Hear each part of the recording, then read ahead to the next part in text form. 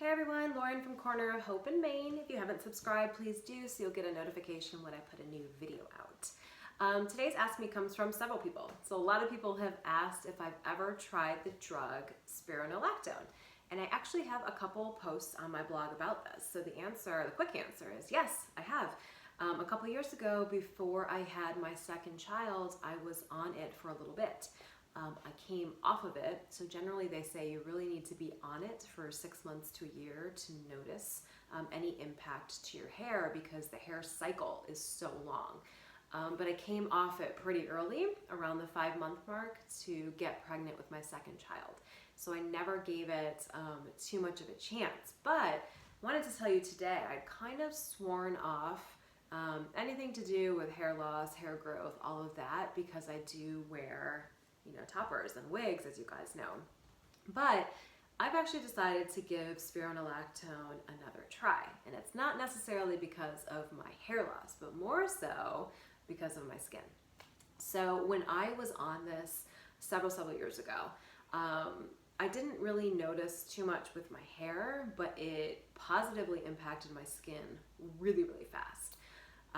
But as it relates to hair, I'm telling you about that today because I could have a hair update as it relates to Spironolactone very soon. Who knows? When I was on it back then, I was put on 100 milligrams a day. So 50 in the morning, 50 at night, right off the start. So what Spironolactone did for my hair, which I understand is pretty common in women who are predisposed to like hair issues. So I do have some friends who have been on Spironolactone who have not experienced any sort of shedding when they first go on the drug. But these women don't have hair problems to begin with. It does seem that a lot of women who do have hair issues experience what is called the Spironolactone dread shed. And I've talked about that on my blog. So I did experience that as well.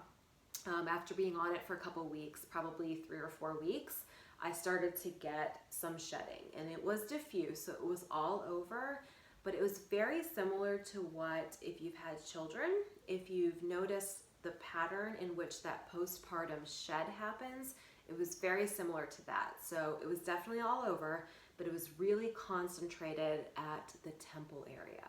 So this, like right in here, is where I lost a lot of hair from the Spironolactone dread shed. Now the good news for me is it only lasted about a month. So it came out quite quickly and then it stopped. And by the time I had gone off of it, 3 to 4 months later, I did have little spikes. So it started to come back in. Being on it this time around, the focus isn't so much on my hair, but I want to avoid that because I don't want to have a dread shed if I can avoid it.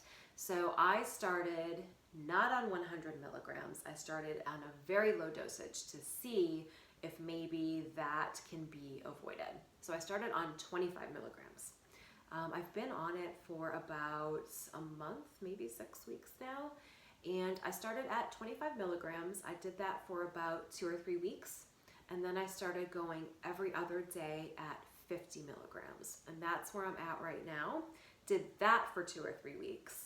And I'm just at the point where I'm gonna start doing 50 milligrams a day. So still I'm only at half of what I was when I had that dread shed. But so far I haven't noticed anything in terms of more hair falling out, so that's good. The other thing that I wanted to avoid is, while it is not impacting my skin beneficially too much yet, probably because I need to work my way up to a higher dosage, I had the dread shed, but it also really messed with my cycle. I was getting my cycle every 2 weeks when I was on a high dosage. So I'm also hoping that by easing into a higher dosage, I might be able to avoid that. And so far so good. That was really annoying back then. So yeah, we'll see what happens as I now start doing 50 milligrams a day versus just 25. So I'll keep you posted.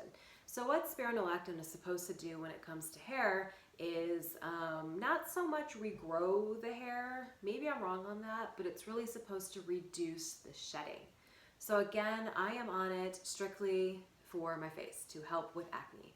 I've always had acne, always. You can see it in some of my videos. You can see it probably in a lot of my videos. The problem so much is not the active skin breakouts, because I don't typically have a ton of those. It's the hyperpigmentation that it leaves behind.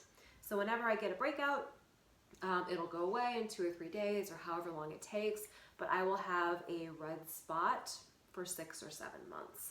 So if you combine the constant cycle of having some active blemishes along with hyperpigmentation that lasts half a year, my face constantly looks, like a battle zone. So it's not fun. So I'm really hoping that the Spironolactone helps with that. It totally did last time I was on it, but I thought I would bring it up to you because I might have some sort of update when it comes to hair loss with it as well. So far, haven't really noticed on the hair front a reduction in shedding, but I do need to let you know that I don't lose a ton of hair anymore. It's been mostly stable. So what I'm going to be looking for in terms of determining if this is a success when it comes to hair loss, is that my shedding is even further reduced, and that my hair, and this is going to take some time, so my hair just gets thinner and thinner over time. It miniaturizes. The hair strands get tiny. So I'm hoping that kind of stops a little bit and my hair maintains its thickness, which is funny. It's thickness because it's not thick at all, but it maintains what it has for a long period of time. So I will keep you posted on how Spironolactone is affecting my hair, but I just wanted to let you guys know that yes, I have tried the drug. I am actually back on the drug. I get that question a lot. So we'll let you know kind of what happens. All right, bye.